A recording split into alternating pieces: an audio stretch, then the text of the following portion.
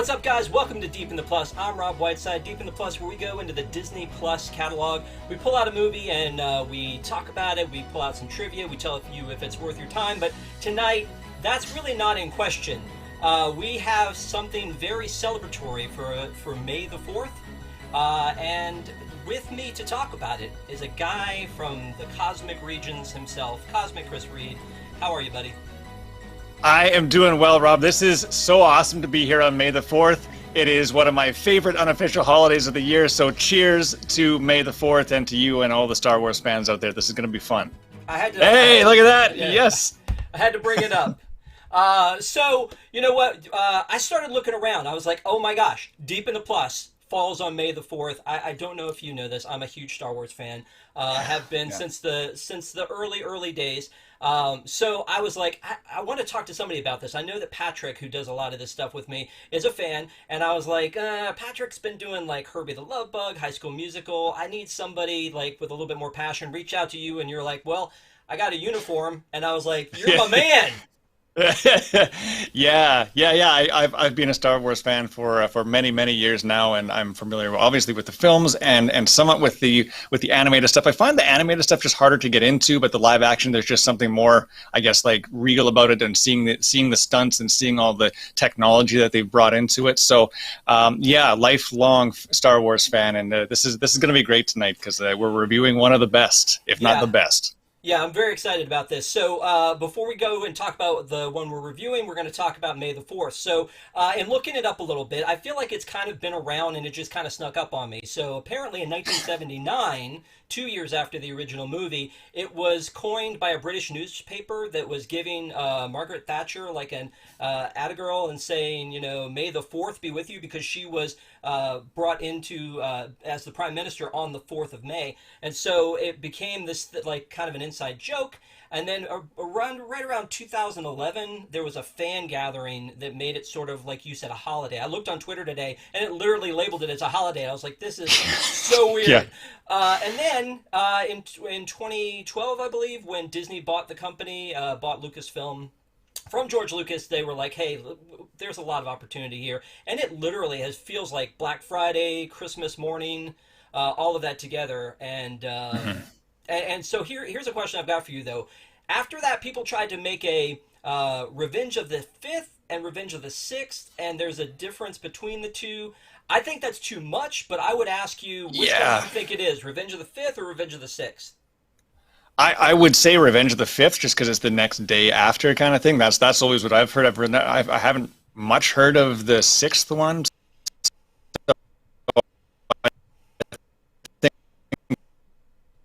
Just keeping it one day the light side, and then the next is like the holiday, I guess you could say, is May the 5th. Yeah.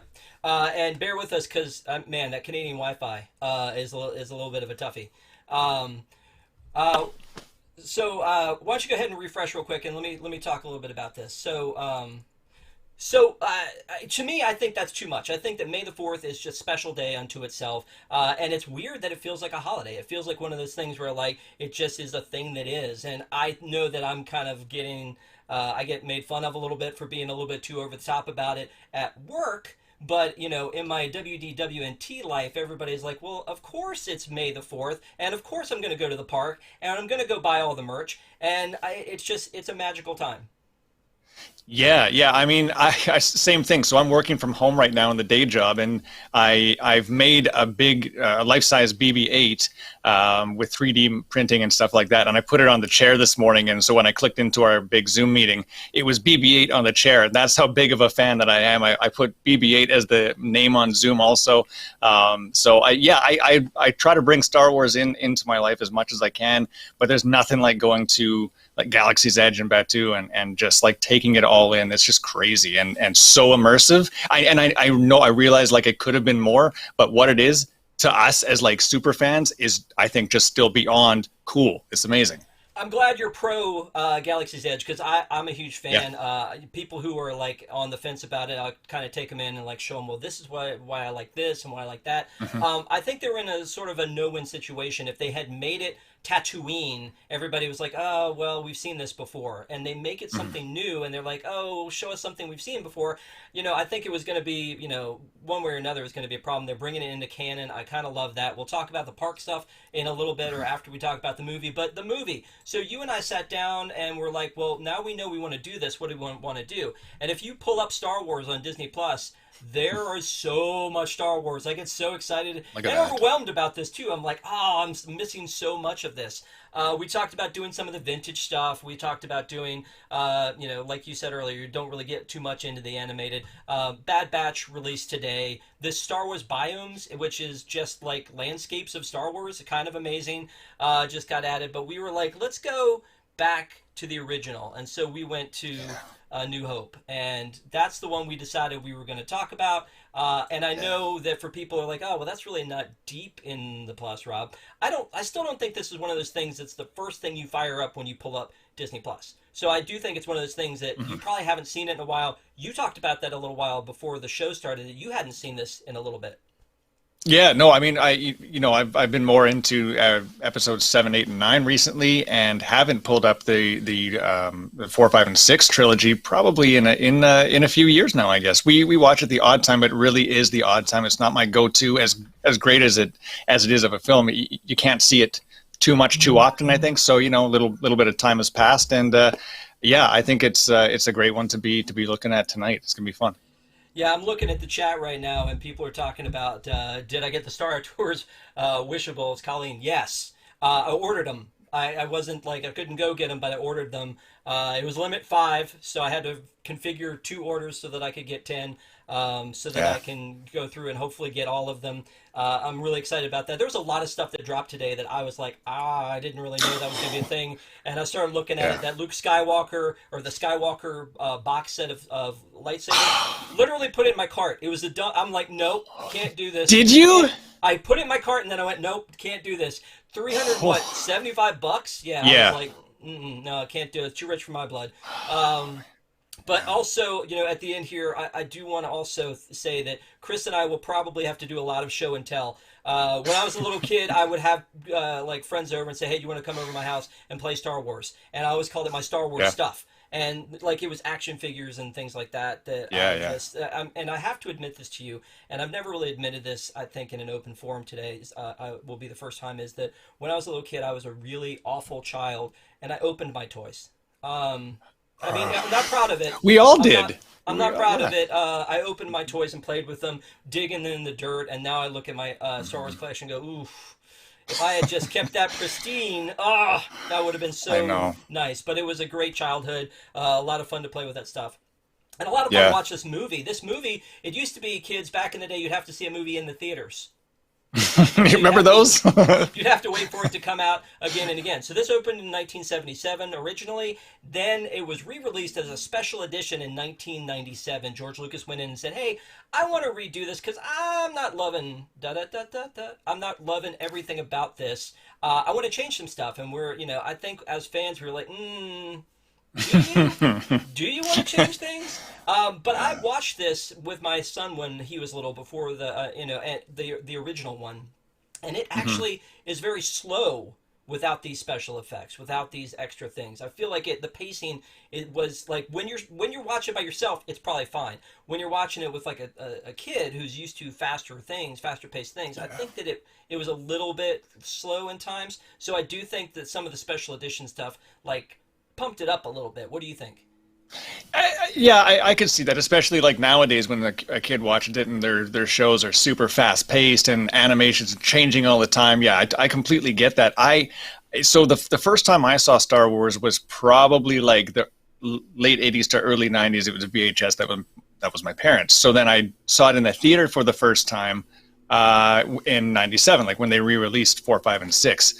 And I just some of the scenes, like the one with Jabba the Hutt, where it was the actual, like there was an actor, right? And they kind of CGI. This was a scene that nobody had seen before, and where you first see Jabba the Hutt in the Disney Plus version of there it is. There's the picture right there. Perfect. Like, so that's the actual Jabba the Hutt, and that's why at the end he says something like, you're a wonderful human being. Well, that to me, I mean, I get what he's saying. Didn't make much sense, and it's just you could tell that it was animated, and what I like about the original trilogy, like the original versions of the 4, 5, and 6, is that it was all real. Like the sets were there, the costumes were there, the and sometimes they were using models and stuff like that. That's cool, but it was there. It was physically there. It wasn't CGI, and I have a huge appreciation for CGI, but I really have appreciation for like in the late 70s where they were doing all this stuff with the sets and costumes without some background animation. I just think it was awesome, and it's too bad. I'm not a huge fan of the animation that they added. Yeah. Well, and there was a South Park about going back and trying to keep, I think, George Lucas from messing with Raiders of the Lost Ark. Or Steven Spielberg, maybe. Yeah, because they were like, this was almost going to be a trend of going back and fixing movies. And so for the time, the practical effects you're talking about were amazing. Like, I just remember it was jaw-dropping going into the theater and seeing that for the very first time. And as a matter of fact, like, in regards to seeing it for the first time, the idea when you would go into a theater and this would come up on the screen, and like you hear the drums and everything, which I'm not going to play because I don't want to get like called out. And then the whole this wasn't part of it before. But the whole long time ago in a galaxy far, far away coming up, and you would just you get all giddy. It's like, it's coming. Oh yeah, it's coming. Yep. And then they dropped that Star Wars logo with the John Williams music, and it was just so good. I get chills just seeing that with no sound. It doesn't matter. I just got huge, right? And every single time, it didn't matter which movie it was. If it, oh my gosh, when you see that, and even when it says, in a galaxy far, far away, and the audience starts like cheering, and someone starts applauding, and the people start going nuts, and then bam, that big John Williams. And John Williams, my gosh, like I wrote his name down like 10 times on the notes. John Williams, it's phenomenal. And what a career he's had through other movies also, but like through this entire 9 movies that he's made, he's had a hand in it, and he, even appearing in it in episode 9 briefly too. He's had an awesome career, and his music is just incredible. I could be anywhere. I could be in my backyard. I could be going for a walk. I could be at work listening to the music, and it just always gets to me. It's so powerful, and it works so well in this movie. It's going to sound stupid because you're in Canada, I'm in the U.S. They're not that different. But the idea that this is taking place around the world is kind of awesome. That this Star Wars phenomenon, and again, it all started with Episode 4: A New Hope. And when that scroll comes up, and it says Episode 4. I don't know, as a kid, that I was like, what? Why are we starting at 4? Like, did I miss 1 through 3? The sequels, I think, weren't as big a thing back then, and I'm like, what? Like, it never occurred to me why they started Episode 4, but when you look back and you think about so many smart moves that George Lucas did at the time, the idea of starting these characters already into their arc with there being a backstory was just next level writing. Yeah, and there were so many of those like hokey sci-fi movies around that time in the 70s and the UFO movies, and I really think that starting it on Episode 4 was just a smart move, because people are going, well, where was Episode 1, 2, 3? Where is it going to go anywhere else after this? Like, what happens? Is this the last of 4, or is this where is this in the whole universe? And I think that really latched on a good fan base right from the beginning of like, well, this is the middle of something. This is crazy, and to my knowledge, it hadn't been done before on such a grand scale like that. And look at this, 40-something years later, is still a massive fan base for the same characters and same movies. Yeah, absolutely. And so when Disney bought Lucasfilm, one of the things is there was some rights tied up on this movie in particular because it was still 20th Century Fox. Everything else, for some reason, transferred over, and I'm sure that there are people that are like, I know exactly why that is. It was this. But like when they were selling digital copies and you couldn't buy them all from Disney, it was that one movie was separate, and then here they go, and they buy 20th Century Fox. They're like, this is all ours, baby. All of it, head to toe. We're bringing back in the Marvel, and everybody, knows that about they're going to bring in X-Men and retcon that, and they're going to bring in Fantastic Four. But to me, it was cool that this one came home, the original, came back into the fold for them to have the power to do whatever they want to with it. And I think they've been really respectful to the franchise in general. I think a lot of people have disagreements of it. One thing that I thought was really interesting about making of, which I watch a bunch of, for Phantom Menace, there was a time where I think that Frank Oz was talking to George Lucas, and he was talking about that they made that film for the kids of that era,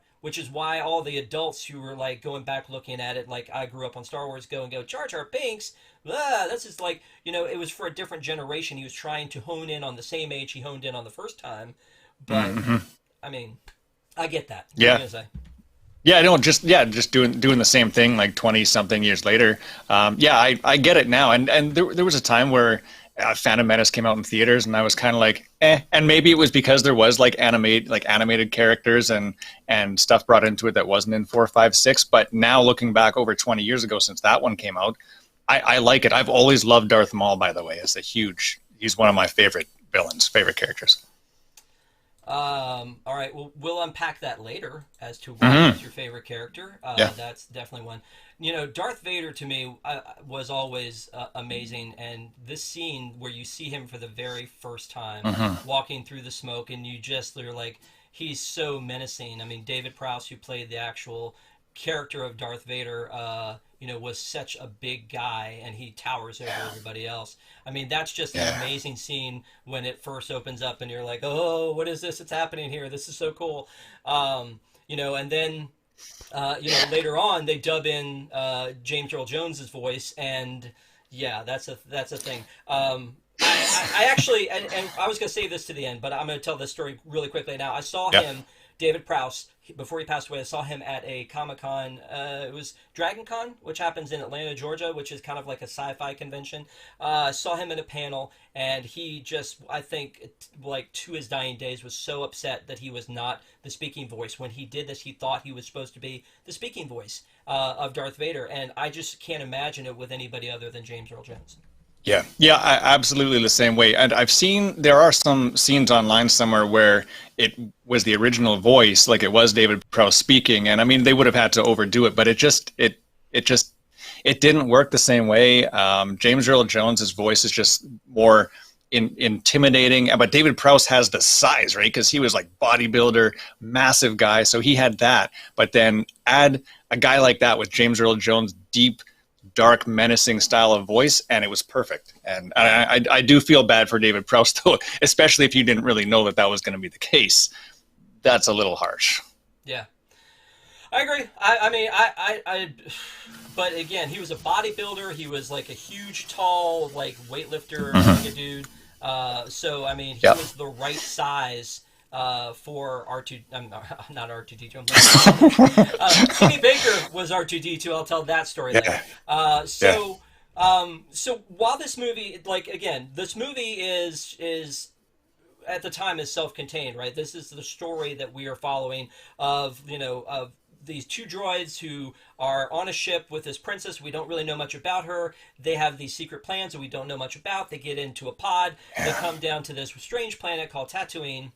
And then they run into the Jawas, who take them to these moisture farmers, and that's where we meet Luke Skywalker, who is this young lad who is just, he's looking to the suns, hoping to somehow at some time leave this planet, and it's going to happen sooner than he thinks. One of the first scenes, though, that happens has with Luke and the Jawas and Uncle Ben has this huge gaffe in it, which it just always drives me nuts, where he's like, hey, Uncle Ben, this R2 or this R2 unit has a bad motivator, and he's all the way over here near the house, and then they cut to the scene where you see the Jawas, and there he is. He's R5D4 right there again. He's right there again. But then no, they go get him. So I'm like, so here's a question for you then. Why wouldn't they have fixed that? If he's going back and fixing this movie, he must know what happened. Why wouldn't he fix that? Well, and there was a couple of things that I noticed. That wasn't one of them, but that's now that I'm never going to unsee that. That's something, right? You're welcome. In and around that Jabba the Hutt scene that we just showed you the screenshot of, where it was the CGI Jabba the Hutt, like Greedo walks by, and at that point he had already been shot and killed, and one of the costumes I have is the screen accurate Greedo costume. I know what it looks like inside and out, and that one was Greedo, and he walks by twice shortly after the Jabba the Hutt scene where he's already been killed, but it's the same costume is the same belt boxes, it's the same gun, it's the same look, and the gloves and everything that he has, the hands. So that was it. That was another one of those things that's like, well, why would you do that? That scene with Han and Greedo is so small, but it's iconic enough that they've made toys and T-shirts and all this stuff about that scene. Why would you? And he wears bright. He's wearing like teal and yellow and orange, and he's green. He's bright. It's not like he snuck by in the background. So he was in there, and it's like, well, he was already dead. So that's another one of those things. Now you'll never unsee. Well, I see it. I always took that to mean that was another one of Greedo's like people. It could have been a different Rodian, but it's just like it was so obviously the same costume. And there's been other Rodians, but they just haven't worn that outfit. He's the only one I've ever seen that has that costume. Right? There's been animated ones where they wear different outfits and flight suits and such, but I've never seen another one wear that one. So unless a Rodian saw dead Greedo and decided to like dress up in that and strip him in the cantina and then walk around, I don't know. I think it was a mistake. That's my guess. Because that scene was also cut from the original one, right? So yeah, I think it was a mistake. Okay. Yeah, the scene with Jabba is cut originally. Like you said, there was another actor in it. Here's what bothers me about that scene is that he's with Jabba. They're walking along, they're talking. Obviously, it was originally supposed to be like some dude he was standing right next to. And Jabba is long. We know that from Return of the Jedi. So in this, he starts to walk behind him, and they CGI Han Solo going over top of his leg like he's walking on Jabba. That's horrible. It's so bad. Like, why would he, when he's trying to make nice with this guy, walk on his tail? It doesn't make any sense. No. And so I know what they were trying to do, but yeah. Yeah, and Jabba's little reaction of like, why did you step on my tail or whatever? Yeah, it's a little hokey and a little bit like, I mean, we know why they did that, but it's like that just didn't work, and I don't know. It's just one of those things I'll never understand. So here's your scene with when Han steps out of the way. The in the background. There he is. Look at that's him. Okay. That's the same boots, same outfit. I believe 100%. I always thought it was a different one. The other thing about that scene though is that they, as the scene is fading out, you get to see who is one of my favorite characters, which was Boba Fett, because Boba Fett was not in the original, and so as they're turning around and walking out, Boba Fett just walks into the scene very quickly here. Kind of turns around, so it's like, hey, it's me, Boba Fett. Okay. So I loved Boba Fett as a kid, but he was not involved until Empire Strikes Back. Then was very short-lived in Empire and Return of the Jedi with how much space he took in that movie. He was obviously such a big deal that it spawned The Mandalorian and that whole story. So, I feel like without Boba Fett, there is no Mandalorian, and so bless him for that. But as a kid, I collected these Kenner action figures, and you could, like, cut, again, I would not cut a package to save my life now anymore, but I would cut a package and you send in the proof of purchase and you could get your own Boba Fett, and it was like the best thing in the world when that thing showed up. So I wasn't. So I mean, I was a little bit like I'm an '83 baby, so you can see where I am with when the Star Wars movies came out. But I have read a lot and seen a lot of documentaries that Boba Fett, as short-lived as he was like a massive. It had a huge fan base, and everyone wanted the action figure, and he was he'd appear on cereal boxes and stuff like that, and people just went nuts for this guy. Is that kind of like what you did? Did you collect all the Boba Fett stuff you could at the time? Oh yeah, absolutely, yeah. Yeah. So, and again, like speaking of the the helmet for The Mandalorian was on sale today, as part of again that May the 4th. It was like $120. So, yeah, it's a thing. Other mistakes that happen in it, just real quick, the blue milk is infamous because the blue milk, the levels change when they go from shot to shot. That's a thing. But there were, again, I feel like if you're going back and you're cleaning this up, do you keep that in there just because it's tradition that people love to point those things out? Or, if you can go back and take the Starbucks coffee out of Game of Thrones, do you do it? I feel like you do. Like, why wouldn't you do that? Yeah. Mm-hmm. And I mean, that would be something. It would be easy enough for them to take it out, right? I mean, that's just like, for animation's sake, that's easy. That's simple. So, yeah. So then they put stuff in that I don't understand. Take a look at this.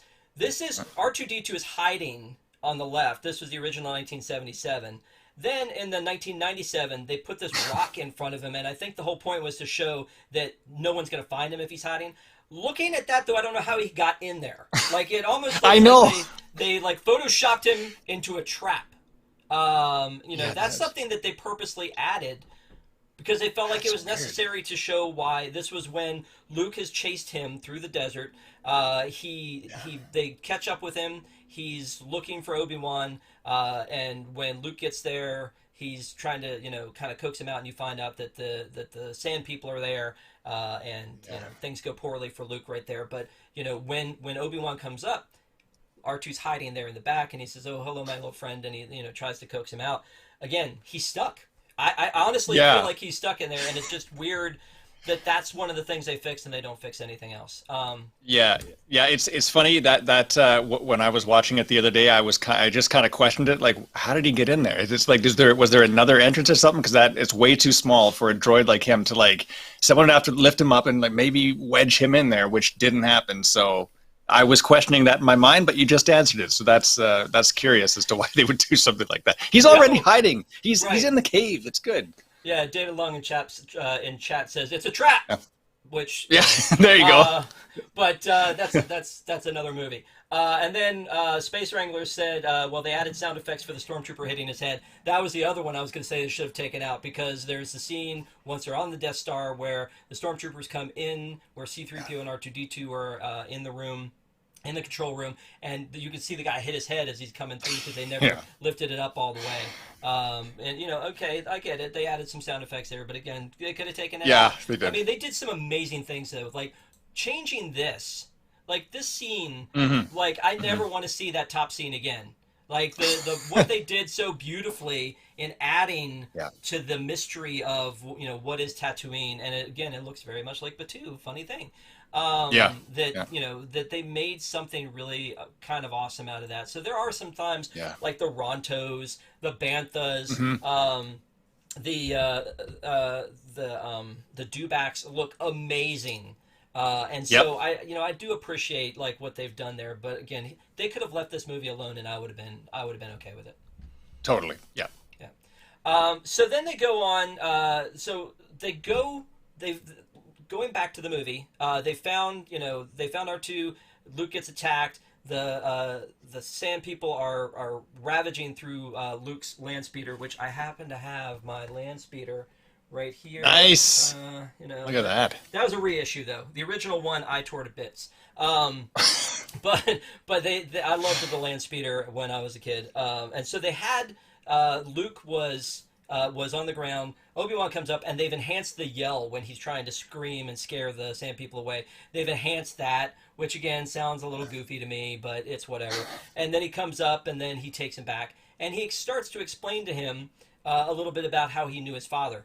This scene in particular bothers me that they couldn't have pieced things together better, because when they talk in this scene, there are a lot of things that sort of happen with the prequels and Anakin Skywalker, and there's a lot of things that don't line up.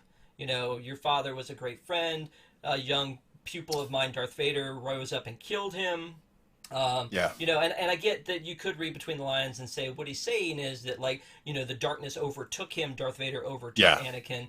But it's one of those things where, as I'm listening to him talk about, he's like, oh, you fought in the Clone Wars, and again, oh, okay, cool, they kind of lined that up with the Clone Wars. That makes sense. So we get to finally see what those were about.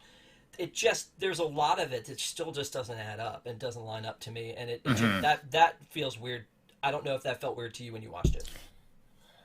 And it didn't, but maybe that's because, like, we as fans, we have watched it before. We know where it's going at. If I was watching it the first time, I would probably buy into what he was saying. Like, okay, well, his father's dead and such. And so it didn't bother me too much, I guess, because we already know, because we've seen it before, we know what's going on, right? So didn't bother me as much. Yeah. Okay, all right, fine, fair enough. Then he says, "Oh, here's your father's lightsaber. He wanted you to have it, but your Uncle Owen didn't want that." Not true. Not true. There was never a point in the trilogy or in the saga where that seems to make sense. So again, Obi-Wan could be lying, but he also, when he sees Leia, doesn't seem to put together the fact that these are, Anakin's twins. Like these are them. Hmm. Like I've got one here, Hmm. and there's, one on Zoom down here, Holo Zoom. Yeah, yeah, So yeah. I don't really, like he doesn't seem to get or be upset or be taking in the fact that that's happening. But he hands them the lightsaber, and then he says, "Hey, here's your dad's lightsaber." In watching some of the behind the scenes stuff, they were like, in the original script, and for the longest time, they were calling it a laser sword. They changed it to lightsaber. Hmm. I can't imagine it being anything other than that. No. For the rest of forever. So Yeah, no, no, no, not at this point. Laser, some people do call it laser sword as just like a joke. Like some friends of mine will say, so like, they come over, what is that, a laser sword over there? But no, it's long live it. It's a lifesaver forever. Yeah. yeah. So as you know, and again going back and forth between like the park stuff and talking about this movie, there was a new trailer released today that shows off the real lightsaber that Disney has put together. So have you seen it? Have you seen it? Yeah, many times. I Okay. was replay. I was gonna say I Yeah. put it on my Twitter today and just oh man, nope, gotta do it again. Here we go. So Here it goes. Here it goes. Look at this. oh man, good Lord and butter. I need yeah, and it's a commercial for the Galactic Cruiser, and great, they've announced know. that's coming out in 2022. That's fine. Give me the lightsaber though. Yeah. I have I one know. I built at Savi's. Did you build one at Savi's? Yeah, right. Yeah, right here. Okay. Got this one right So- here. There you go. Nice. Yep, there we I go. should have had mine within arm's reach, but I don't. But anyway, I built one at Savi's, and I thought to myself, "This is the nicest lightsaber I will ever own." And then here comes Yeah. this new one, Yeah. and I'm like looking at it, going, "You're garbage. You're trash. I want the other one. I want the real one. Like I don't But even then like this anymore." The Savi's one will always have a special place, though, right? Especially when it's your first build. That thing is incredible. That experience was amazing. I have a couple of the lightsabers. This one is still my favorite. Although that new one, I thought that was on sale today, and I was totally wrong. Yeah. No. It's not that one. So they have their talk and they go back and they find out that Luke's going to go back to his house. He's not going to go on this adventure with Obi-Wan, and he finds out that like Uncle Ben and Aunt Beru have been just torched, just Obliterated. burnt to a Yep. crisp. That's dark. Don't you think? Like, Mm-hmm. and then they like zoom in on it, like so that you can see that they were crawling out to try to like save their lives, and they're just like burnt to Yeah. a crisp. There's a couple times that, and when Walrus Man has his arm chopped off, and they show the bloody stump.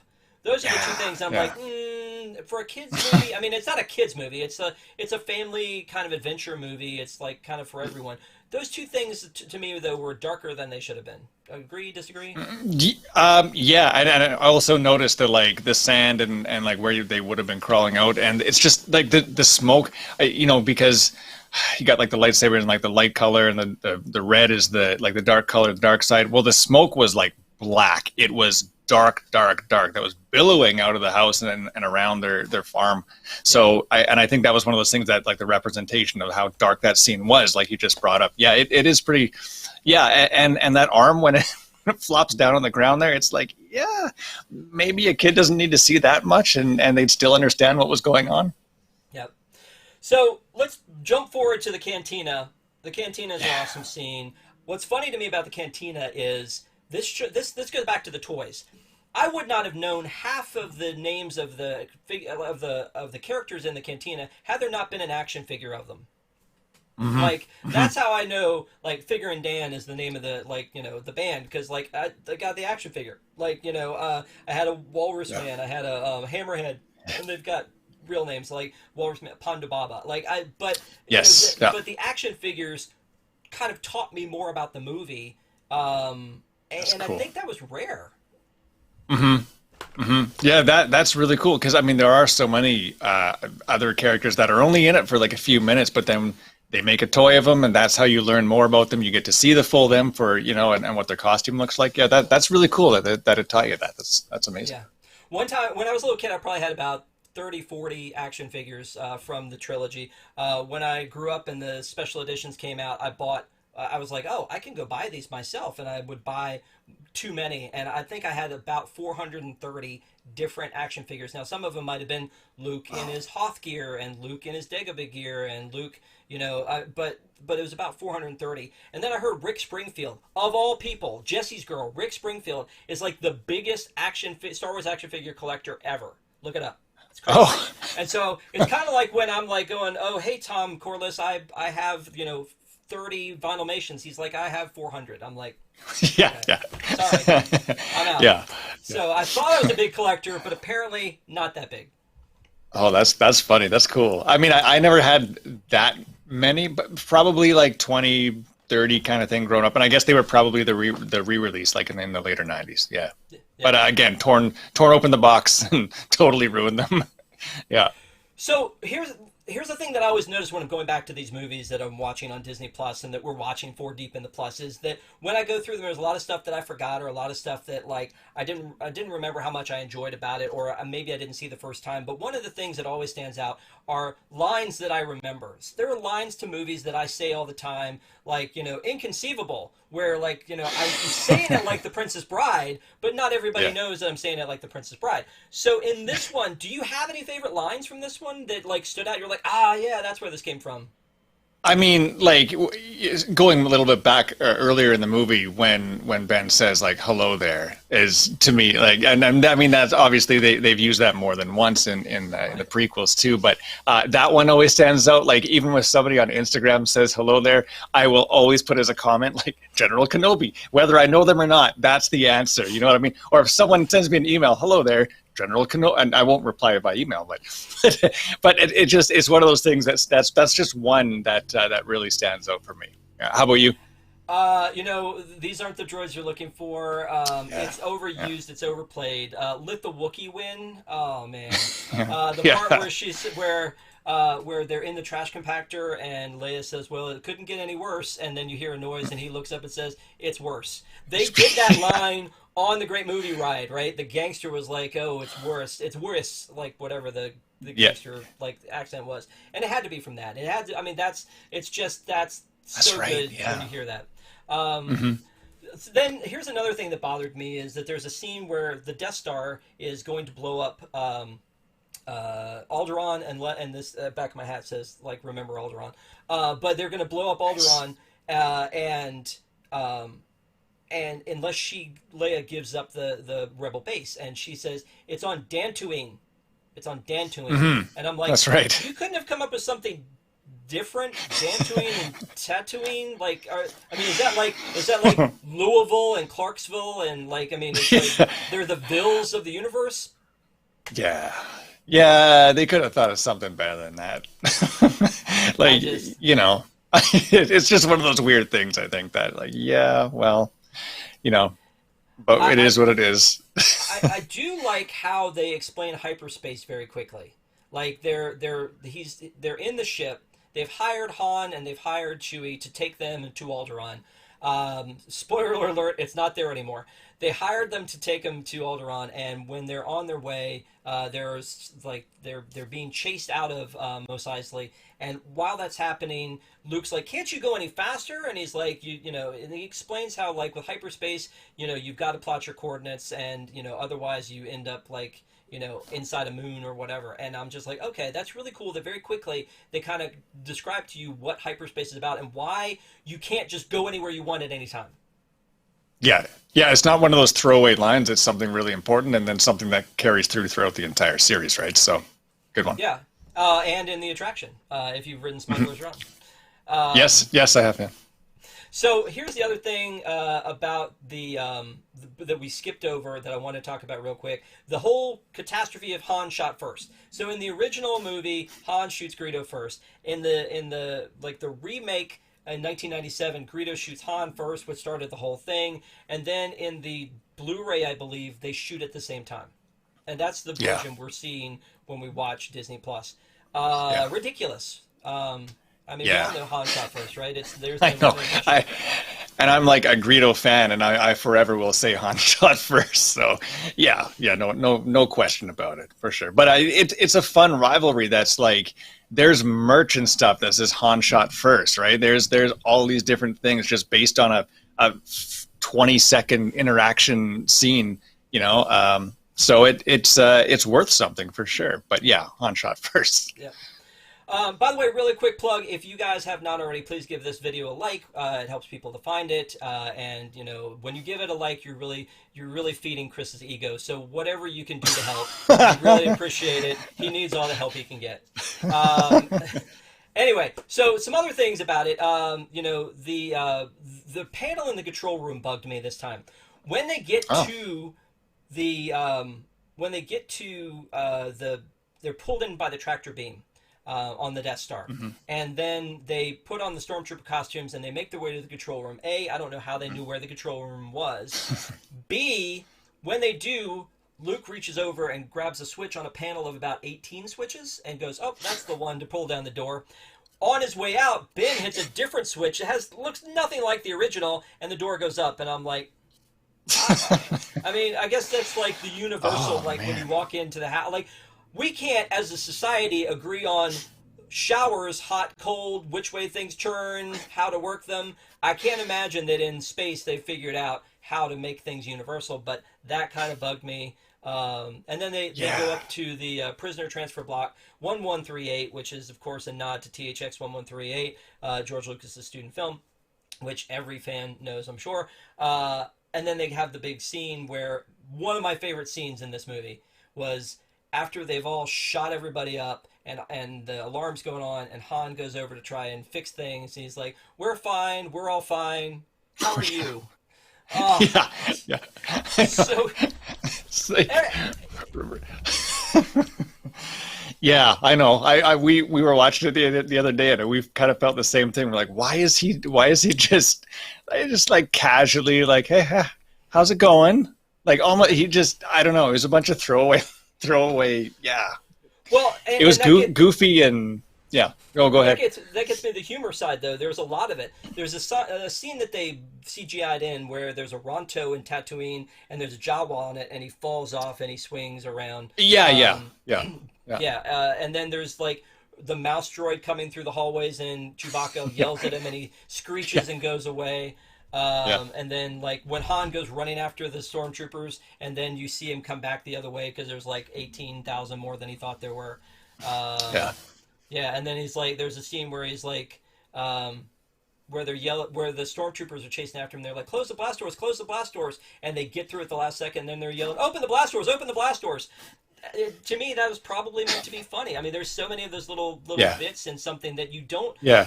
This movie doesn't strike you as one that has humor. If somebody asked you about that, does it? No, not at all. No. But there are those little bits sprinkled all throughout that can get you. And I love the mouse droid one too, which is hilarious. Yeah. There is also the whole thing in this movie about Leia and Luke.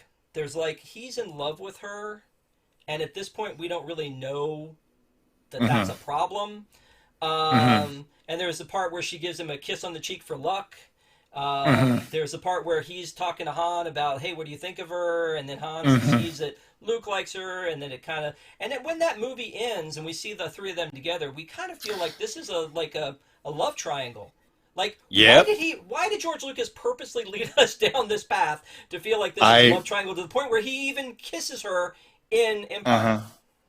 Yeah, it's harder to watch after you know, let me tell you that. And that little look that Princess Leia gives to Luke at the end, where in the medal ceremony, it's just like it's cringy at this point. But I mean, they knew what they were doing. I don't know why they would do something like that. I mean, the ultimate surprise and shock, and like just it would erase any doubts in people's mind that they were related, and then surprise, brother and sister. It was just, Well, it was so secret that, okay, so there are a bunch of extras on this, which, by the way, Disney Plus does a horrible job in general because there are so many extras out there.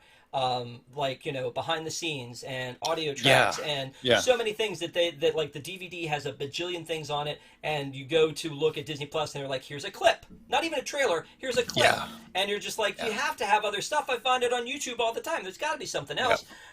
In this one, there are 36, I think I counted, extras. Some of them as short as 31 seconds. Some of them as long as 2 hours and 5 minutes, which is the runtime of this movie, which is this movie in Navajo. Don't know why. But so... Wow. So, yeah. So all of these things that are on there, there's one where it was a commercial that the publicity people made before they knew about episodes 5 and 6, where they make it out to be a 30-second commercial for Luke and Leia as a love story. So check it out. It is uber disturbing, and it is on Netflix. Again, I play it for you, but I'd probably get in trouble. So you guys who are watching, I'm sure all have Disney Plus.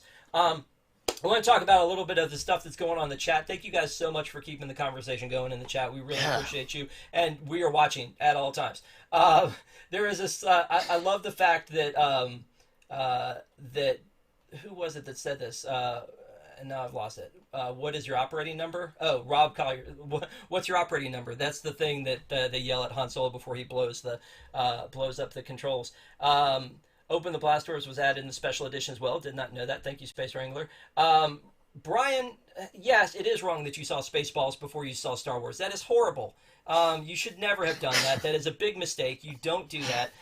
There are a lot of very cool parodies. Like Spaceballs is okay. My favorite is Blue Harvest. Blue Harvest from Family Guy is my favorite. And as a matter of fact, it's kind of ruined this a little bit for me. So there's a scene where they're shooting, they're shooting they've escaped from the Death Star, and they're shooting the remaining TIE fighters who are like the sentries who are going to keep them from going where they need to go. And Luke blows one up and gets excited, and Han yells, "Don't get cocky, kid." In the Family Guy version, Peter yells, "Don't get penisy." And I'm just like... That's right. Yeah. I mean, so many things have been ruined for me for all time because of those. So absolutely watch the original source material first. Always. Spaceballs is good. I don't know that it stands test of time. I'll have to go back and watch that again. But I know people that love Spaceballs. I can't.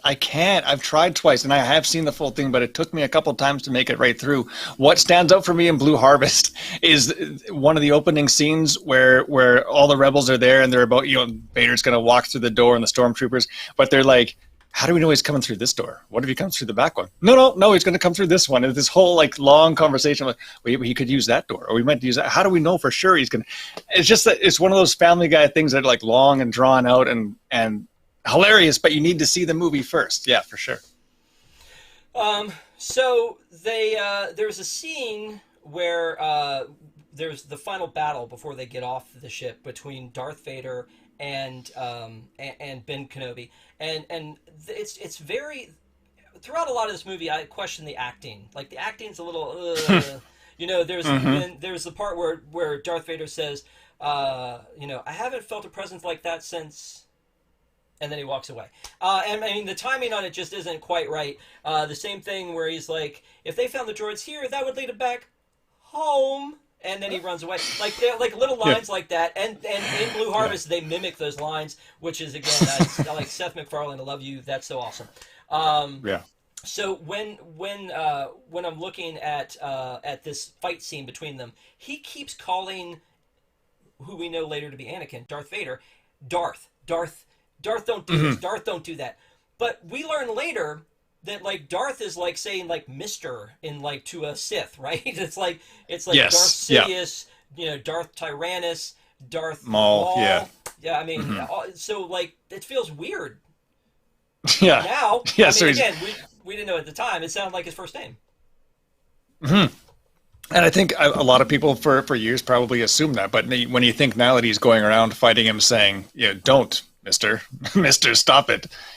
Mister, control yourself. That's just, it sounds like some parenting or something instead.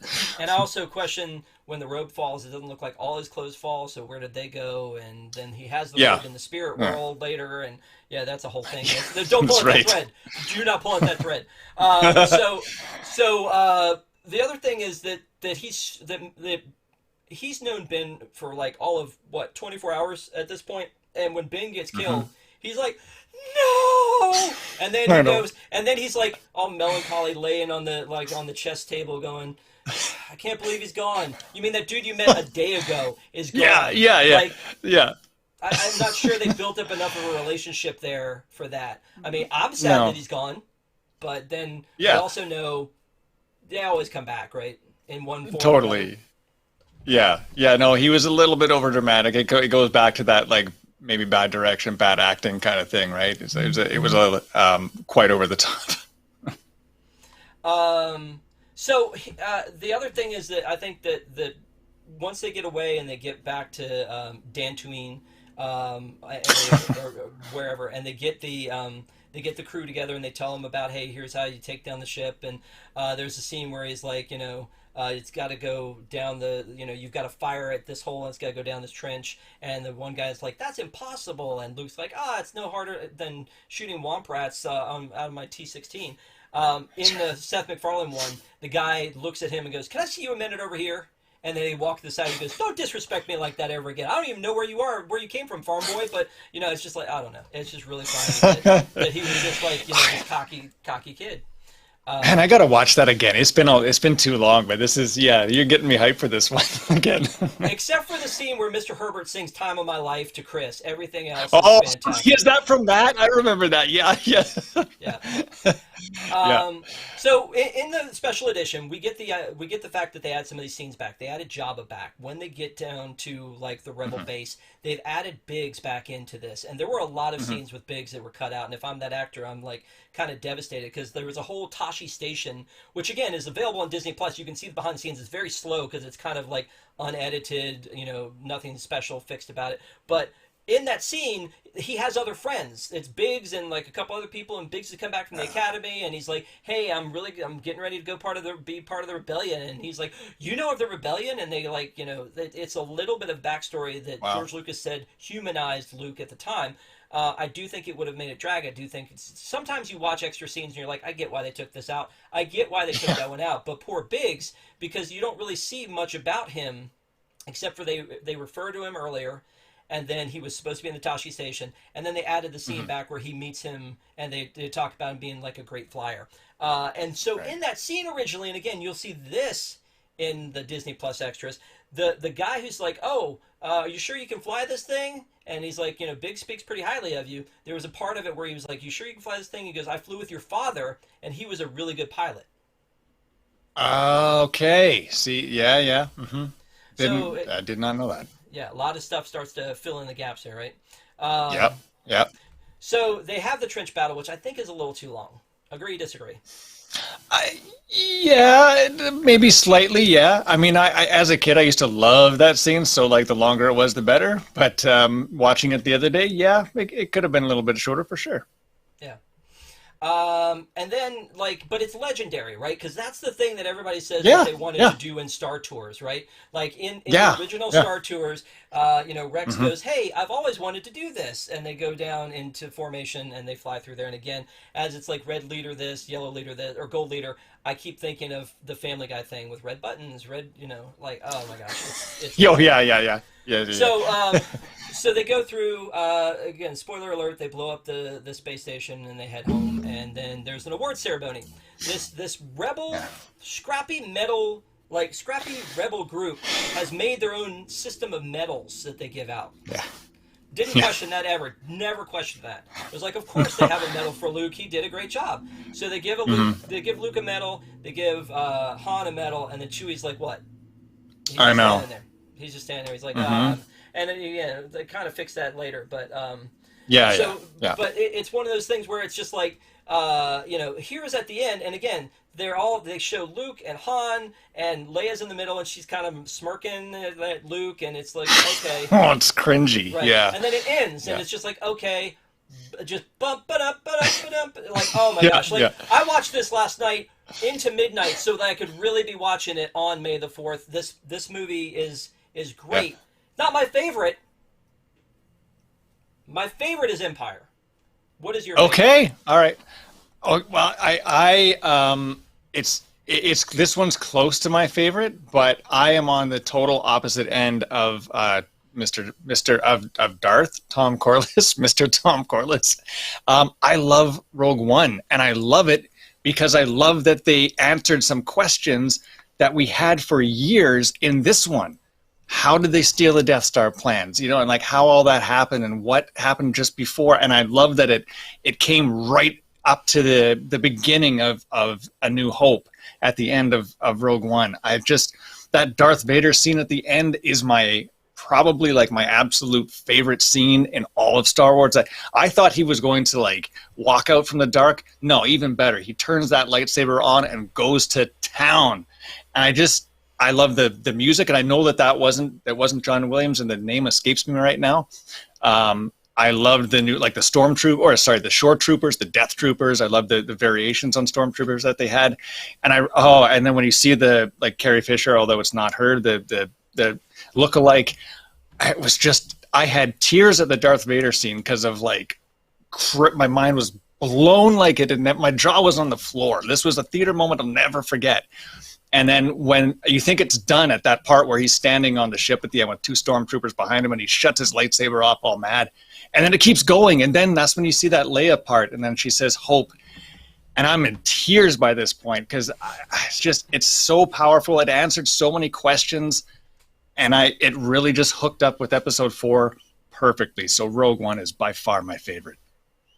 Oh! I didn't know that there was some problems with volume in the chat, so I apologize if I saw John say I love Rogue One and can still barely hear Rob. So Chris promised me when we started this that my volume was fine, and I think it's just because you wanted to overpower me. I'm just kidding. No, it's fine. We're all fine. So when I'm watching this though, you know, I was thinking about Rogue One. And I was thinking about how well it lined up with with this movie, and I agree with you. It's really a neat time when that happens, and I do like that movie. I think part of the problem with Rogue One is it's kind of depressing because it's a one-off mission, and everybody, nobody's going to make it past this movie. But at the same time, it had to be that way. I feel like.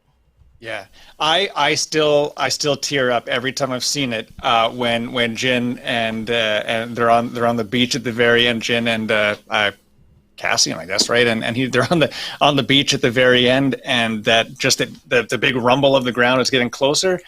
I loved Jyn. I thought she was a great character. I went into it assuming that all these characters are probably going to die. Something's going to happen to them because we've never heard of them past this, other than just referred to as like them and the people before us. So, I mean, if you kind of go in with that mindset, I guess you wouldn't be too surprised. Yeah, everyone had to die, but gosh, it was just so well done. And Tarkin, Grand Moff Tarkin making a return with that CGI, and it really was a throwback to me to like Episode 4 especially, and then like 5 and 6, but yet it was so gritty and on like the beach. It was like a real, like one of those war movies that you see, and you've never seen a beach on Star Wars before like that. With tropical, it was just I love everything about it. Is that mine? No, it was probably I don't know. Was it you? No, mine doesn't sound. Yeah, I actually have mine on vibrate, but it's a Kylo Ren phone. And so it makes Kylo Ren noises, so I had to silence it earlier. Nice. So the other thing that about Rogue One is that it was originally, those stories were supposed to be separate. And I think that what happened is that it didn't work. There were a lot of reshoots that happened for Rogue One to bring it back in, to add Darth Vader, to make it canon with the movies. But I think the original concept of a Star Wars story was to be something that happens in the universe but doesn't rely on Luke, Leia, Han, Chewie. It doesn't have to be one more movie with C-3PO and R2-D2. So I kind of am a little disappointed. And at the same time, can't imagine it not lining up the way that it did. Yeah, I've never thought of it not doing that either. It's always just connected the dots so perfectly, and always will. I know that they did go and like reshoot the Vader scene, or they added the Vader scenes after, like that was an afterthought kind of thing. So, yeah, perhaps it wasn't connected. I couldn't imagine it like that though. It wouldn't have worked as well. Wouldn't have worked nearly as well.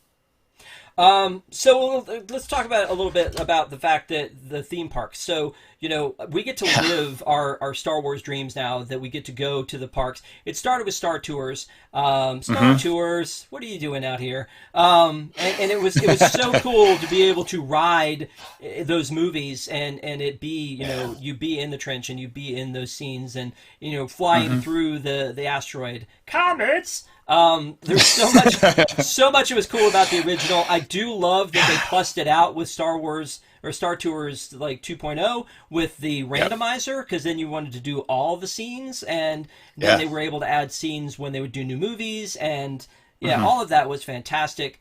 And then, came Star Wars Land. But between them was Star Wars weekends. Did you ever go to Orlando for a Star Wars weekend? Yeah, I did. It was probably to like late 2000s, and 2007, 8, 9, something like that. Went to one for sure. Saw some of the guests that were there, some of the panels. I just loved that they had odd characters walking around that I've never even seen since, and they had some just like there was like some Cantina dancers or something walking around. They were cast member characters. They weren't just people, guests in costumes, and I really liked it, but I really wanted it to be bigger because it was hard to put yourself in it when you're surrounded with there's the Chinese theater, there's Indiana Jones, but now that there's Batuu and it's this whole contained world area, it's that much better. So I wish they would have a little bit of that, extra, that more characters kind of walking around and giving you that extra experience. But don't get me wrong, what we have now there is fantastic. Did you go to Star Wars weekends? I did. I went to one Star Wars weekend. It was always at a time where I couldn't go. And I think it was because it was on purpose between the spring breakers and the summer folks. They did it in the middle there. And, so it was hard to get there for me. If it was happening now, I would go all the time. It was kind of amazing. I got to see James Arnold Taylor, who was the voice of Obi-Wan in the Clone Wars. Nice. He did a whole seminar called Little Guy with a Big Voice. Ashley Eccleston was there. It was cool to see all these people who were part of the magic in person. That was really neat. I went twice. I lied. The first time I actually got to meet Kenny Baker, who was R2-D2. Yeah. Yeah. How was that? It was really cool. We did a radio junket there, and we got to interview him. And he was just, awesome. It was just so cool. And looking back on that, as I put on my Instagram, I bring it up every year at May the 4th because he's the only one of the, original trilogy that I've ever actually met in person. And it was really neat to meet him in person. Yeah. So that was a cool moment for me. But I think you said you had a story about meeting somebody, right? Yeah, so this was in 2019 at it was called C4 Central Canada Comic Con, where I'm from up here in Winnipeg, and Paul Blake was one of the guests, and Paul Blake is Greedo, and there was two actors that played Greedo. One did pick up scenes later, but the one that played him against Harrison Ford, the one that gets shot, was Paul Blake. So he was there in town, and so I'm a member of the 501st Legion. I have two costumes, which are like screen-accurate costumes. One is a Death Trooper because I love Rogue One. The other is Greedo. So he got word that there was a Greedo cosplayer walking around, and he asked if that person, me, would dress up as Greedo and escort him hand in hand to his panel downstairs. So his person came over, found our table, and said, do you want to do this? I was like, absolutely. So I changed for my Death Trooper, get in the full Greedo costume and meet him. And he's like the nicest guy ever. He's like, you're the tallest Greedo I've ever seen. And I have a picture of him and I at the convention. I didn't realize he had grabbed my glove. You can see the gloves behind me are like massive long fingers. He's like interlocked his hand with these ridiculously long fingers, and he's laughing and having a great time, and we're walking hand in hand to his panel. The next day I went back when I was changed from the costume and met him, and was like, hi. And I brought the head that's behind me here. And so we had a bit more of a chat. We talked about Greedo a little bit in the character, and he talked about how he's kind of a misunderstood character. He's doing what he thinks was right. That was his assignment, and so that's how he perceives him. he signed the mask, which is why I'm hesitant to wear it anymore, because I don't want it to rub off. And it says, "Wow, it's the inside of my head. Cool." And it signs it Greedo, and then underneath signs it Paul Blake. And he gave me a couple 8x10s, one of which is him sitting across from Harrison Ford, but he has the Greedo mask off, so he's in his regular outfit, like talking to Harrison Ford. So really, really cool moment with Paul Blake there, walking with this guy and knowing it was the guy that was in this infamous scene that has this controversy and everything behind it, and just a really pleasant guy. Yeah, that's awesome. That's very cool. Yeah. Only in Canada, right? No kidding. So a couple things real quick. Like, these are the action figures I was talking about. So these were the original small action figures. Sometimes the reissues came with like these slides, which was kind of weird. But for the 40th anniversary, they released the original Kenner cards, but they released the black figures on the original Kenner cards from that. So these are huge. But they're dressed up like the original cards from Kenner before they owned that. So I have like, I have way too many of those things. But I mean, anything down to like the Black Spire cookbook. Wow! Like that. I have this like R2D2 mouse ears. I was almost going to wear that tonight. But there was a collection that I had that not many people had, I don't think, which were these things called Mighty Mugs. And so I have this one of Biggs, which was kind of like the predecessor to a Pop. It looks like it. Yeah. But I wanted to show you one last thing, is that this was my original X-Wing. You can see how like it's like battle damage from being so old. Oh, it's battle damage. That's right. That's cool. I mean, it's battle. Yeah, and it's got Luke is in the cockpit, and also if you push down on R2D2, the wings open up. So love it. Yeah. That's cool. Again, way too much stuff. Anything else that you wanted to share? I mean, I was going to have this on at the beginning, but then I couldn't have my headphones on. So I did say I have a Death Trooper costume, and it's screen accurate. So the lights are actually they're burnt out right now. It's the LEDs, the green LEDs. But this is the Death Trooper costume piece that the same one that they had in like Rogue One, and just a hollow piece there inside. But and really lightweight. You'd think it's heavy. I'm just being very careful with it, because obviously, for obvious reasons. What else do I got here? I got a ton of Greedo stuff. You can probably see there's like a Greedo shrine like no one else, at least up here, has. I'm sure. Hang on. There we go. Yeah. So this is the inside of the Greedo mask. You can see the autograph that Paul Blake did there. Oh, that's awesome. This thing is massive, and so the tricky part, so the eyes in this, I'll just show you this real quick. Can't see it from the inside, but the eyes are actually like latex also, so you can't see through. Where you look through is these little tiny slits right here and right there. There's just if I put my finger on the other side, you can probably see, right? It's a tiny little slit. So the visibility in this mask is awful. It sucks. You can't see anything. You can barely breathe in it when it's tucked in your outfit. But I mean, it was a custom made commission, and it's one of my favorite pieces. That's and I showed you the saber that I did. I think that's pretty well everything I got here. I got one of those Kowakian monkey lizards. Which do you walk around with one of those on your shoulder in Batu? Not that you know of. You know what? I mean, there again, Star Wars Land, Galaxy's Edge to me is a trap, because it's a trap. Because there's so much stuff I want. I want it all. Like, you know, we were drinking out of these. Like, I have a full set of these. Same. Yeah. You know, I go nuts. Star Wars is like, Disney is my weakness. Star Wars is my weakness. So when Disney bought Star Wars, I was doomed. I mean, absolutely doomed. I have I was going to show this real quick. And this is not part of Star Wars New Hope, but like I have. What? Yeah, like a full size. Like it opens up this way. Yeah. I mean. Oh yeah. Full size AT-AT. Awesome. Yeah, it's a little bit of a problem. It is definitely a problem. But I have a lot more stuff. I feel like we could have done 4 hours on just my stuff or any of that kind of stuff. I mean, it's just way too much. Yeah. Yeah. So I want to wrap this up because we're running a little bit longer, but it is Star Wars. It is May the 4th. It is a big day. I know a lot of people are jumping to timekeeping. Timekeeping's pre-recorded. You can watch that again anytime.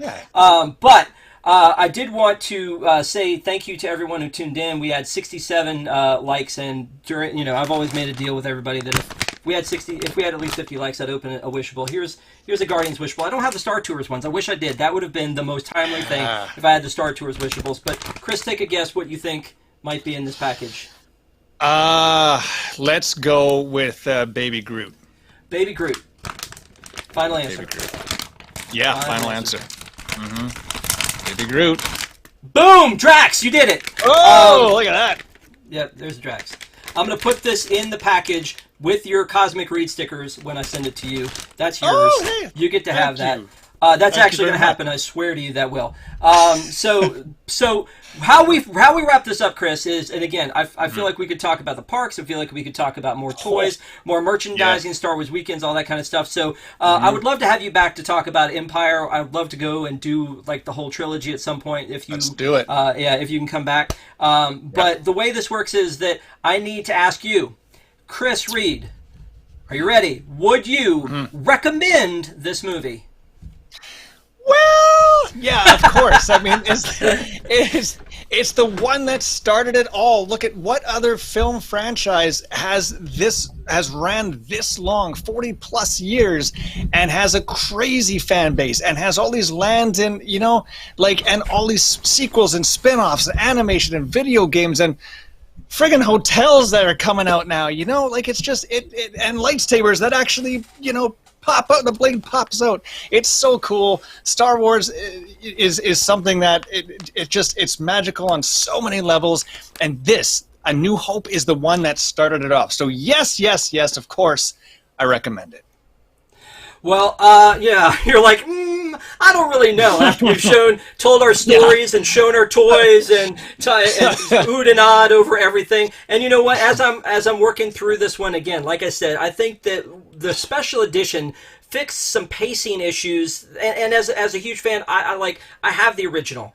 And as a matter of fact, I have these they're called videotapes, kids, look them up. But I have videotape. I bought Star Wars every time it came out on any format. I have it all the way through Blu-ray and digital. So I love these movies so much, and it started with this one. And even though the pacing is off, as a fan, I would have been okay with that. Citizen Kane doesn't have great pacing, but it's Citizen Kane. This, to me, in its original form, was fantastic.